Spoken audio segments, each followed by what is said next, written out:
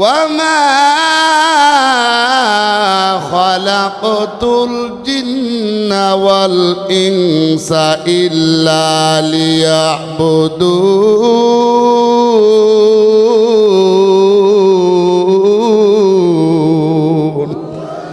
या इलाही तू मेरा माबूद है या इलाही तू मेरा माशूक है या इलाही तू मेरा रहमान है या इलाही तू मेरा रहीम है या इलाही मुझसे मुझको दूर कर ताकि देखो मुझ में तुझको एक नजर या इलाही तू मेरा सत्तार है या इलाही तू मेरा गफ्फार है या इलाही तू मेरा रहमान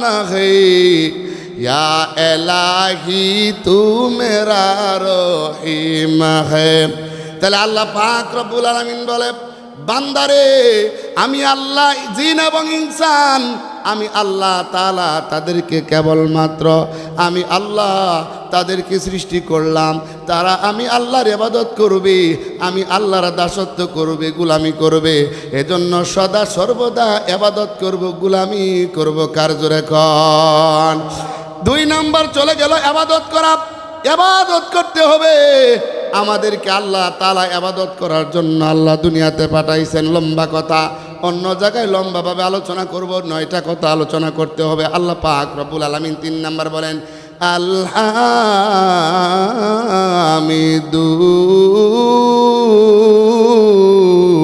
আলহামিদুন আমি আপনাদেরকে 9টা কথা বলবো কয়টা কথা জোরে বলেন 9টা কথা যেই 9টা কথার উপর আমল করলে আল্লাহ তাআলা তারে জান্নাত দান করবে বলেন সুবহানাল্লাহ এই বাচ্চাগুলো অনেক ডিস্টার্ব করতেছে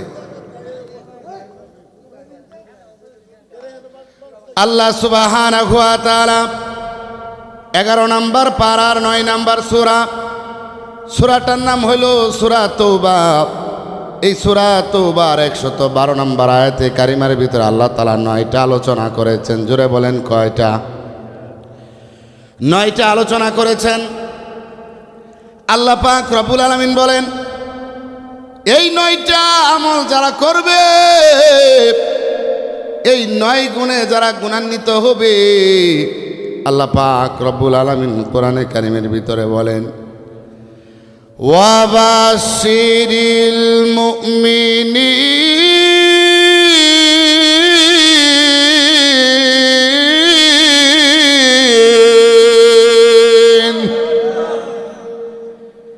আল্লাহ সুবহানাহু ওয়া তাআলা বলে বান্দা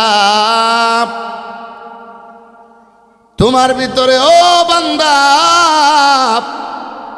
এই 9টা আমল যদি বান্দা তোমার ভিতরে থাকে রে গোলাম আমি আল্লাহ তাআলা ওয়াবাশিরিল মুমিনিন যেই মুমিনের ভিতরে এই 9টা আমল থাকবে এই মুমিনকে আমার আল্লাহ ওয়াবাশিরিল মুমিনিন সুসংবাদ দান করেছেন এই 9টা কথার ভিতরে 2টা আমরা জিনিস পাবো 1 নাম্বার হলো আল্লাহ তাআলা আপনাকে আমাকে মাফ করে দিবেন 2 নাম্বার হলো আল্লাহ পাক রব্বুল আলামিন এরকম ভাবে আপনি আমার জন্য জান্নাতের ফয়সালা করবেন সুবহানাল্লাহ 9টা আমলের মধ্যে 1 নাম্বার আমল আল্লাহ পাক রব্বুল আলামিন বলেন আত-তাইবুনাল আবিদুন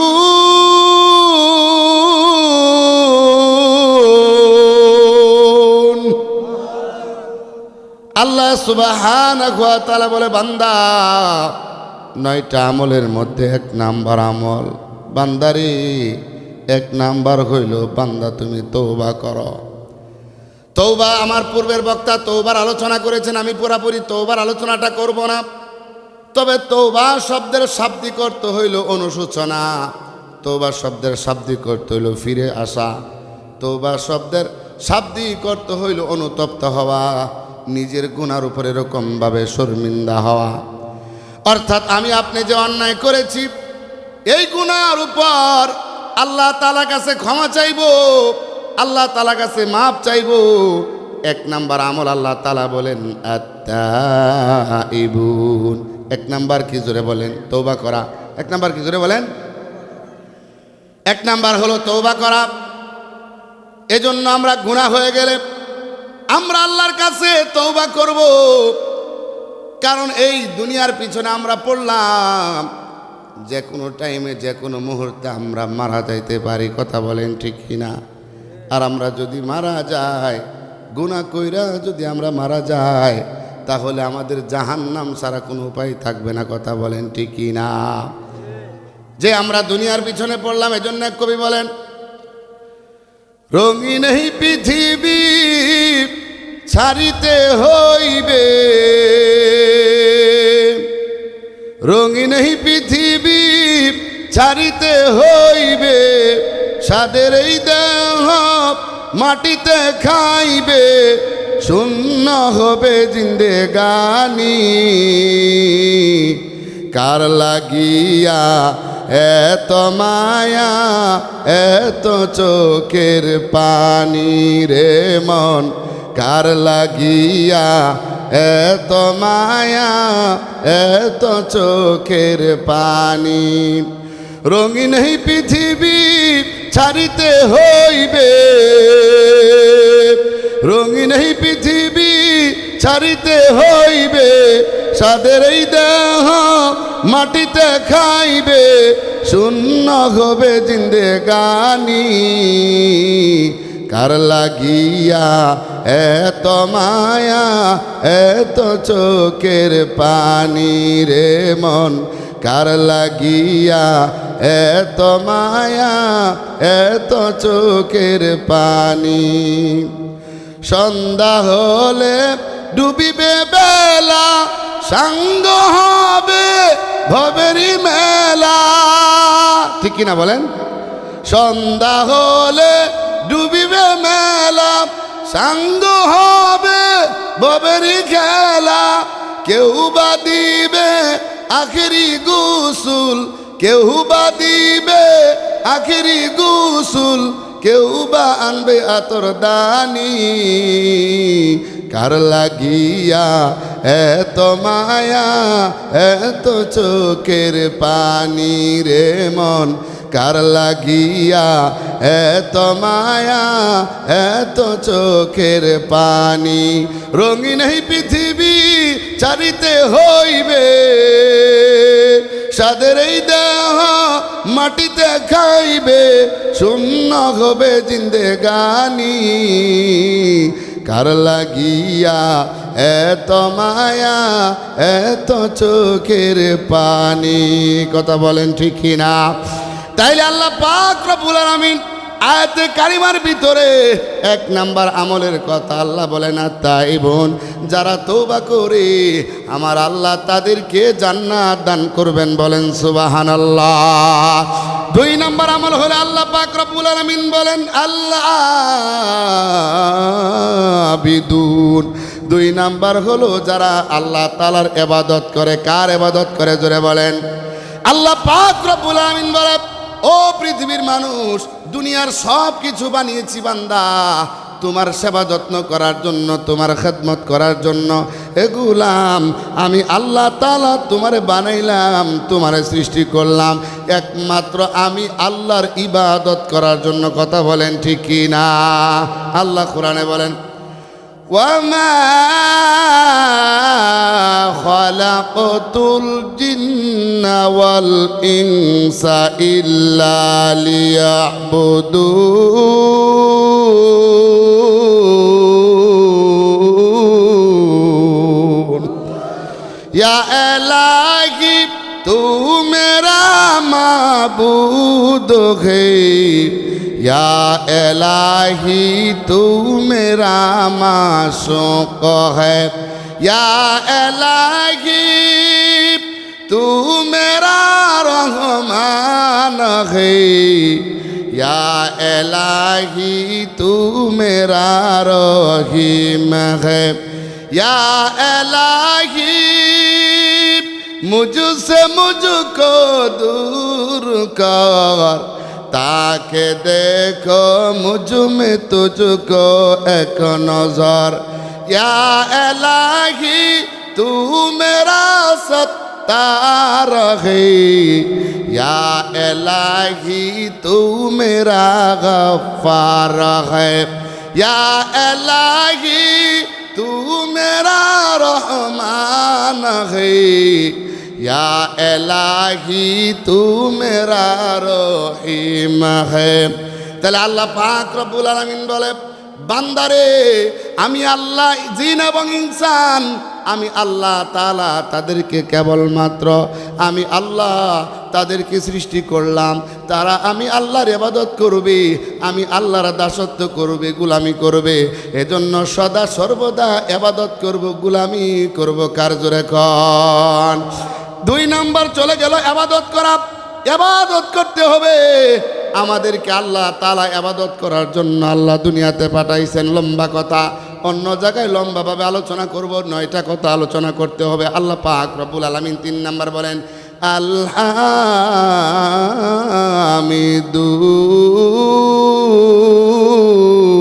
আলহামিদুন।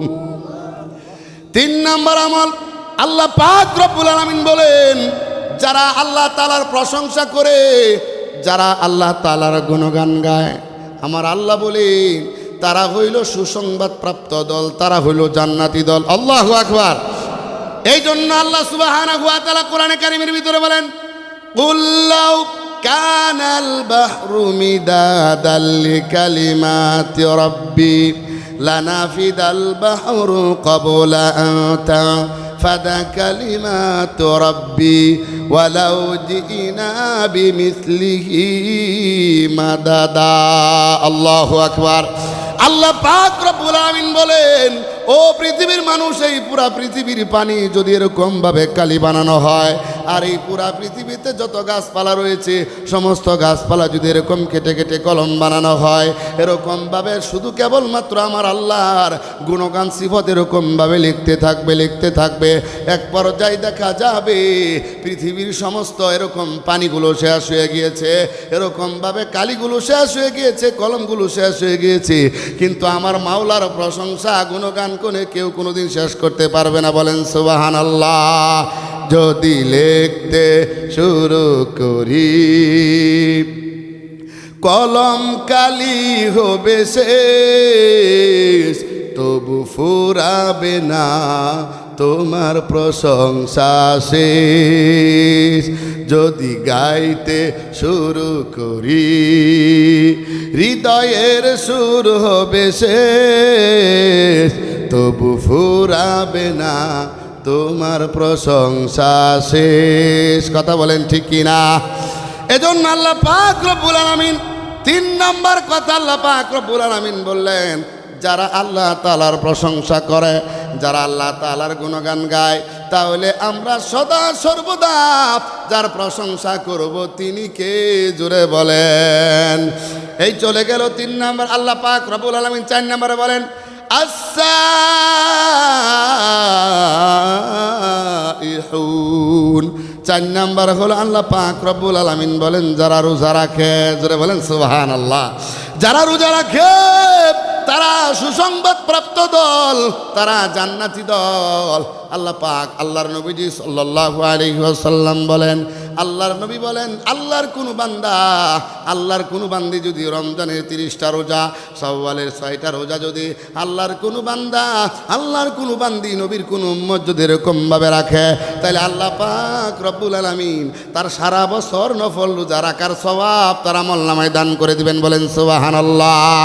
লম্বা কথা ছিল সাইহুন, রোজা রাখা। এজন্য 3টা এমন আমল আছে এত গুরুত্বপূর্ণ আমল।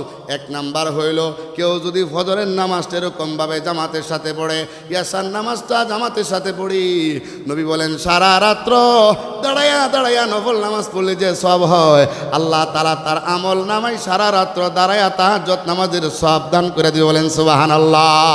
দাঁড়ায় তাহাজ্জুদ নামাজ পড়লে যে সব হবে, আল্লাহ পাক রব্বুল আলামিন কেউ যদি আসার নামাজ জামাতে আর ফজরের নামাজ জামাতে পড়ে, আল্লাহ পাক রব্বুল আলামিন সারা রাত্র ইবাদতের সব দান করবে। বলেন সুবহানাল্লাহ। 2 নম্বর আরেকটা আমল হলো, আল্লাহর নবী বলেন আল্লাহর কোনো বান্দা সূরাতুল ইখলাস যদি একবার তেলাওয়াত করে 10 পারা, আবার যদি কেউ তেলাওয়াত করে 10 পারা, আবারও যদি কেউ তেলাওয়াত করে 10 পারা, অর্থাৎ 3 বার যদি কেউ তেলাওয়াত করে, নবী বলেন সারা কুরআন তেলাওয়াতের সব তার আমলনামায় দান করে দিবে। সুবহানাল্লাহ। তাইলে আল্লাহ পাক রব্বুল আলামিন 3 নাম্বার যে আমলটা সহজ আমল বললাম, রমজানের 30 রোজা, শাওয়ালের 6টা রোজা রাখলে সারা বছর এরকম লাগাতার রোজা রাখার সব তার আমল নামায় দান করে দিবে। সুবহানাল্লাহ। এজন্য আমরা 4 নাম্বার আমল হলো আমরা রোজা রাখবো, আল্লাহ তাআলা রোজা রাখার তৌফিক দান করেন। বলেন আমিন। এবার আসুন 5 নাম্বার, আল্লাহ পাক রব্বুল আলামিন বলেন আর রাকিউন। 5 নম্বর আমল হলো রুকু করা। রুকু করতে হবে, অর্থাৎ এরকম ভাবে নামাজ আদায় করতে হবে। আল্লাহ পাক রব্বুল আলামিন কোরআনে কারীমের ভিতরে বলেন ওয়া আকিমুস সালাতা ওয়া আতুজ যাকাতা ওয়ারকাউ মা'আর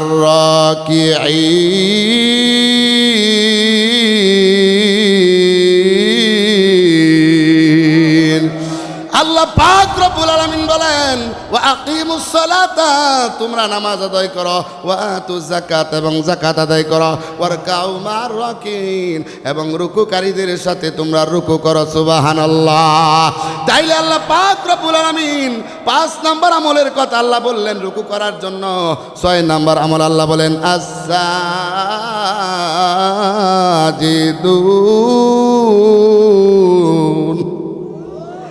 6 নাম্বার আমল আল্লাহ পাক রব্বুল আলামিন বলেন সুসংবাদ প্রাপ্ত দল হইল তারা যারা সিজদা করে। আমরা রুকুতে যাইয়া কি তাসবিহ পাঠ করি, কি বলি? সুবহান রাব্বিয়াল আযীম। সিজদাতে গিয়ে কি বলি? সুবহান রাব্বিয়াল।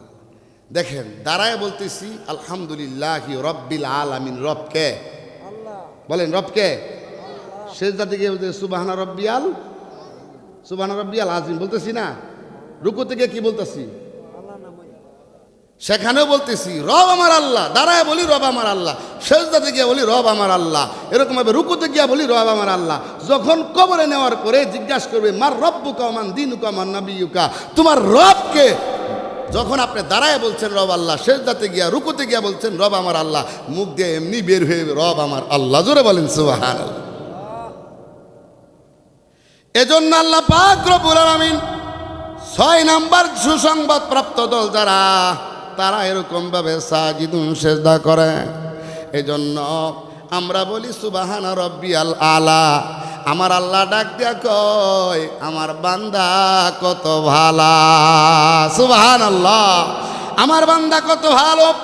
কেমন জানি ওলামায়ে কেরাম এরকম ভাবে লিখেছেন, বলেছেন 5 ওয়াক্ত নামাজের সময় আমরা যখন নামাজ পড়ি, আমার এরকমভাবে কপালটার নাকটা এরকমভাবে কলম হয়ে গেল, জমিনটা কাটা হয়ে গেল। আমি 5 বার আমি বলতেছি আল্লাহ নাক আর কপালটা, নাকটা আর কপালটা আমি জমিনে ঠেকায় দিলাম। 5 বার আমি বুঝাইতে চাই মাওলা আমি তোমার গোলাম। সুবহানাল্লাহ। এরপর আল্লাহ পাক রব্বুল আলামিন 6 নাম্বার চলে গেল। 7 নাম্বার আল্লাহ পাক রব্বুল আলামিন বলেন আল আমিরুনা বিল মারুফ। 7 নাম্বার আমল হলো আল্লাহ পাক রব্বুল আলামিন বলেন যারা সৎ কাজের আদেশ দেয়। আল্লাহ পাক রব্বুল আলামিন কোরআনে কারীমের ভিতরে বলেন কুনতুম খায়রা উম্মাতিন উখরিজাত লিন্নাস তা'মুরুনা বিল মারুফি ওয়া তানহাউনা আনিল মুনকার ওয়া তু'মিনুনা বিল্লাহ।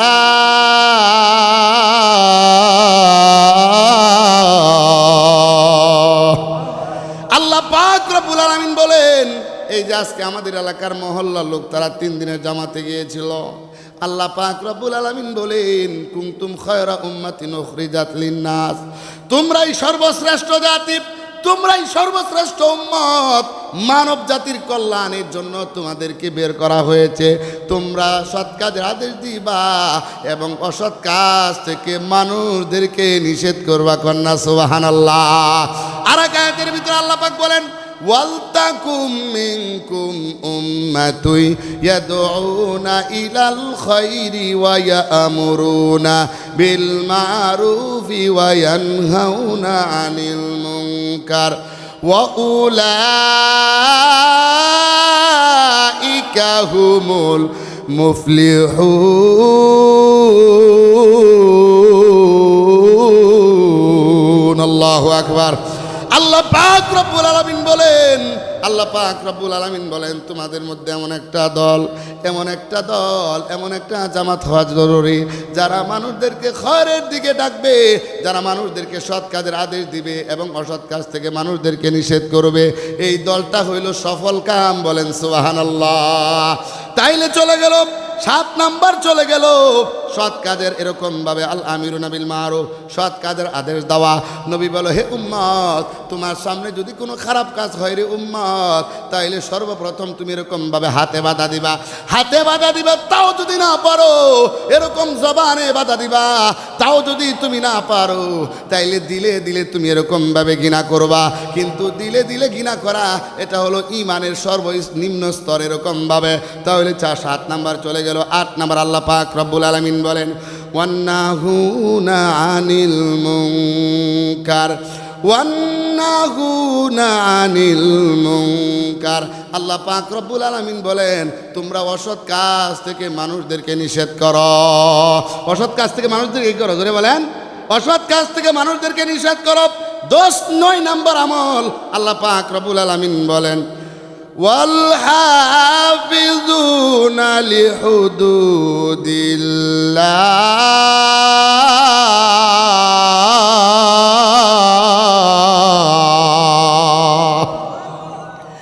আল্লাহ পাক রব্বুল আলামিন বলেন, বান্দারে, আমি আল্লাহ তোমারে যে সীমারেখা দিয়েছি, কোনটা হালাল কোনটা হারাম, আমি আল্লাহ তাআলা যে তোমাকে সীমারেখা দিয়েছি, আমি আল্লাহ তাআলা কোনটা হালাল কোনটা হারাম, আমি আল্লাহ তোমাকে যে একটা এরিয়া দিলাম, এই বান্দা ওই হালাল হারাম তুমি বাইচা চলো, এরকমভাবে দেখা বইজা চলো। হালালকে হালাল জানো তুমি, এরকমভাবে হারামকে হারাম জানো।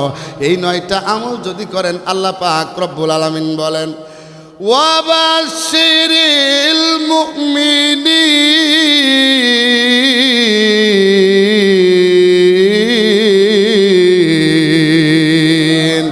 আল্লাহ বলে, হে গোলাম, তোমরা যদি এই 9টা আমল করো রে বান্দা, আমি আল্লাহ তোমাদেরকে জান্নাত দান করব এবং ক্ষমা করে দিব। বলেন না সুবহানাল্লাহ।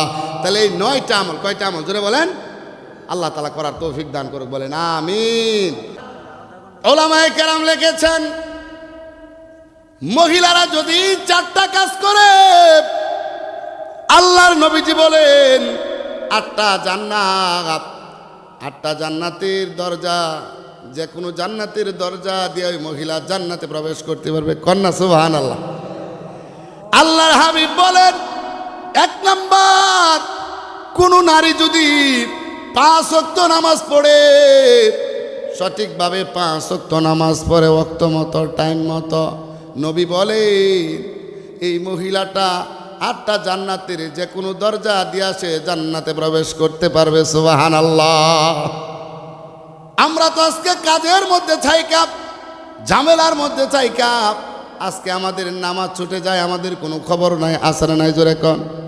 এই জন্য কবি কি বলে দেখেন, নামাজকে বলো না কাজ আছে, কাজকে বলো আমার নামাজ আছে। কথা বলেন ঠিক কিনা? নামাজকে বলো না কাজ আছে, কাজকে বলো তোমার নামাজ আছে। কথা বলেন ঠিক কিনা? আমি আমার উস্তাদের কাছ থেকে শুনেছিলাম, ওই যে রওজান ইসাব হুজুরের কথা, উনি শুনেছিলাম এরকম শুক্রবার জুমার দিন আজান হয়েছে, তো এরকমভাবে ধান ক্ষেত কাটে। ধান ক্ষেত কী করতেছে? কাটতেছে। কতটুক ক্ষেত জানি কাটছে, আজান হয়ে গেছে, মুনিরা কাটছে, হুজুরও আসছিল। তো আজান হয়ে যাওয়ার পরে যতটুক ক্ষেত কাটছিল এই সব আজান হয়ে যাওয়ার পরে কেন উনি কাটলো জুম্মার দিন, এই জন্য সব আল্লাহ রাস্তা দান করে দিচ্ছে। আল্লাহু আকবার। নামাজ এটা একজন মুসলমানের ইমানদারের প্রথম আমল হইল নামাজ। কথা বলেন ঠিক কিনা? তাইলে ও মা ও বোন আমার, নামাজ পড়তে হবে এক নম্বর আমল। মহিলারা 8টা জান্নাতের যে কোনো দরজা দিয়ে মহিলারা জান্নাতে প্রবেশ করতে পারবে। এক নম্বর আমল হইল নামাজ পড়া। এই জন্য আমাদের সুকেসের ভিতরে কাপড়ের কোনো অভাব নাই, টাকা পয়সার কোনো অভাব নাই, কিন্তু আমাদের ঘরের ভিতরে আমলের অভাব। কথা বলেন ঠিক কিনা? এক নাম্বার চলে গেল। 2 নাম্বার হলো আল্লাহ নবীজি বলেন একজন নারী যদি রমজানের 30টা রোজা রাখে, রমজানের রোজাগুলি যদি এরকমভাবে রাখে, আল্লাহ পাক রব্বুল আলামিন ওই মহিলাটারেও এরকমভাবে 8টা জান্নাতের দরজার যে কোনো জান্নাতের দরজা দিয়ে আসে জান্নাতে প্রবেশ করতে পারবে। সুবহানাল্লাহ। 3 নাম্বার হলো আল্লাহ নবী বলেন একজন নারী যদি সেরকমভাবে কি করে তার নিজের লজ্জাস্থানের হেফাজত করে, গোপন অঙ্গের হেফাজত করে 8টা জান্নাতের যে কোনো দরজা দিয়ে সে জান্নাতে প্রবেশ করতে পারবে। সুবহানাল্লাহ। উলামায়ে কেরাম লিখেছেন আজকে সমাজের ভিতরে পরকিয়া নামক একটা ভাইরাস এরকমভাবে ভরপুর হয়ে গিয়েছে। পরকিয়া, উলামায়ে কেরাম লেখেন যেই সমস্ত নারী এবং পুরুষরা পরকিয়ার মধ্যে লিপ্ত হয় তাদেরকে 3টা শাস্তি দেওয়া হয়। কয়টা শাস্তি ধরে কোন দুনিয়াতে? 1 নাম্বার হলো যারা পরকিয়ার মধ্যে লিপ্ত হয়, 1 নাম্বার হলো তাদের চেহারার মধ্যে কোনো নূর থাকবে না, তাদের চেহারার মধ্যে কোনো নূর চমকাবে না, তার চেহারার মধ্যে এরকম কোনো নূর থাকবে না। 1 নাম্বার। 2 নাম্বার হলো ওই যেই নারী এবং নারীরা পরকিয়ার মধ্যে লিপ্ত হয়, 2 নাম্বার হলো ওই সংসারের মধ্যে কোনো বরকত থাকে না, বরকত শূন্য হয়। নাউজুবিল্লাহ। 3 নাম্বার যে শাস্তি উলামায়ে কেরাম লিখেছেন যারা এরকমভাবে কি করবে পরকিয়ার মধ্যে লিপ্ত হয়ে যায়, 3 নাম্বার শাস্তি হলো তার হায়াতের মধ্যে এরকমভাবে রহমত বরকত এরকম কোনো কিছুই থাকে না, অর্থাৎ তার নেক হায়াত কমে যায়। নাউজুবিল্লাহ। আল্লাহ আমাদেরকে হেফাজত করে বলেন আমিন।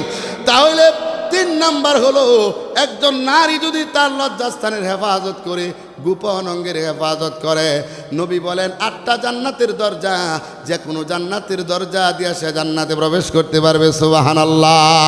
3 নাম্বার আমল হলো, 4 নাম্বার আমল হলো নবীজি বলেন আল্লাহর কোনো বান্দি যদি এরকমভাবে স্বামীর কথা যদি মাইনা চলে, এরকমভাবে স্বামীর কথা যদি মানে, স্বামীর এতাআত করে, স্বামীর এরকমভাবে কি করে এতাআত করে, স্বামীর আনুগত্য যদি করে, নবী বলেন, আল্লাহর নবী বলেন এই 4 গুণ বিশিষ্ট নারীকে আল্লাহ জান্নাতের যে কোনো দরজা দিয়া ওই মহিলা জান্নাতে প্রবেশ করতে পারবে। সুবহানাল্লাহ। এই জন্য আজকে সমাজের ভিতরে দেখা যায় নিজের স্বামীকে এরকমভাবে স্ত্রী এরকমভাবে মানতে চায় না। সমাজের ভিতরে আছে না নাই? জোরে কোন। সমাজের ভিতরে বহুত আছে নিজের স্বামীকে এরকমভাবে মানতে চায় না। ও বোন আমার আর ও মা আমার, যদি আপনার স্বামী, যদি আল্লাহর নবী বলে একজন স্ত্রী মারা গেল, স্বামী ডাক দেয়া বলতেছে আল্লাহ আমার বিবিটা অনেক ভালো ছিল, নবী বলেন আমার আল্লাহ ওই বিবিটারে জান্নাত দিয়া দে। সুবহানাল্লাহ। আল্লাহর নবী বলে স্বামী মারা গেল, বিবি বলতেছে আমার স্বামীটা এরকম। তাইলে মহিলাদের এই 4টা আমল, আজকে মহিলাদের এই 4টা আমল করতে হবে। যদি 4টা আমল করতে পারেন 8টা জান্নাতের যে কোনো দরজা দিয়ে আপনি জান্নাতে প্রবেশ করতে পারবেন। আরেকটা আমল আপনারা নেন, এই আমলটা হলো আয়াতুল কুরসি। জোরে বলেন কি? জোরে বলেন। আয়াতুল কুরসি যদি কেউ তেলাওয়াত করে 5 ওয়াক্ত নামাজের পরে, মরতে দেরি হবে, তাকে জান্নাতে পৌঁছাইতে দেরি হবে না। কোন সুবহানাল্লাহ। তেলাওয়াত করেন আল্লাহু লা ইলাহা ইল্লা হুয়াল হাইয়ুল কাইয়্যুম লা তাখুযুহু সিনাতুন ওয়ালা নাওম লাহু মা ফিস সামাওয়াতি ওয়া মা ফিল আরদ মান যাল্লাযী ইয়াশফাউ ইনদাহু ইল্লা বিইذনিহি ইয়ালামু মা বাইনা আইদিহিম ওয়া মা খালফাহুম ওয়া লা ইউহিতুনা বিশাইইন মিন ইলমিহি ইল্লা বিমা শাআ ওয়াসিআ কুরসিয়ুহুস সামাওয়াতি ওয়াল আরদ ওয়ালা ইয়াউদুহু হিফযুহুমা ওয়া হুয়াল আলিয়্যুল আযীম।